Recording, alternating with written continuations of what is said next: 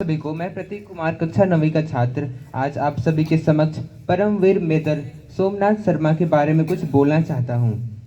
Major Somnath का जन्म 31 जनवरी 1923 को जम्मू में हुआ था। उनके पिता का नाम अमरनाथ शर्मा था और वे सेना में डॉक्टर थे और आर्मी मेडिकल के सर्विस के डायरेक्टर जनरल के पद से सेवा मुक्त हुए थे।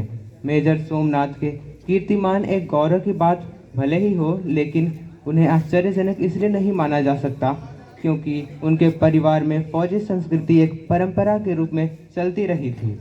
इनके पिता यदि चाहते तो एक डॉक्टर के रूप में लाहौर में अपनी प्रैक्टिस जमा सकते थे, लेकिन उन्होंने अपनी इच्छा से भारत सैनिकों की सेवा को ही चुना।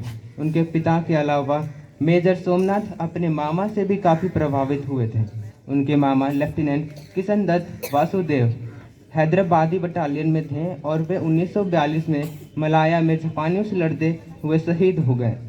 मेजर सोमनाथ की शुरुआती की स्कूलों शिक्षा अलग अलग जगह होती रही जहां उनके पिता की पोस्टिंग होती थी। मेजर सोमनाथ बचपन से ही खेलकूद और एथलेटिक्स में रुचि रखते थे। मेजर सोमनाथ ने शेरवुड कॉलेज नैनीताल और Prince of Wales rail academy के देहरादून में शिक्षा प्राप्त की थी।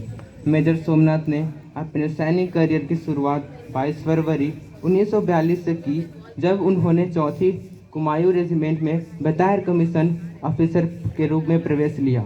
उनका फौजी कार्यालय में दूसरे विश्व युद्ध के दौरान युद्ध शुरू हुआ और वे मलाया के पास में रन में भेज दिए गए। पहले ही दौर में उन्होंने अपने पराक्रम के तेवर दिखाए और इसके बाद वे विशिष्ट सैनिक के रूप में पहचाने जाने लगे। 1942 में सेना में रहते हुए कुमाऊं रेजिमेंट से उन्हें कश्मीर कमीशन प्राप्त हुआ था।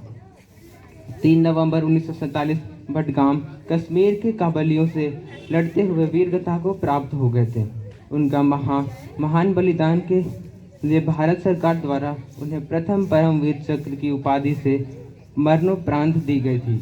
तो दोस्तों, आइए आज हम भारत माँ के इस वीर को सलाम करें जिन्होंने देश के लिए अपना सर्वस्व न्यौछावर कर दिया। जय हिंद।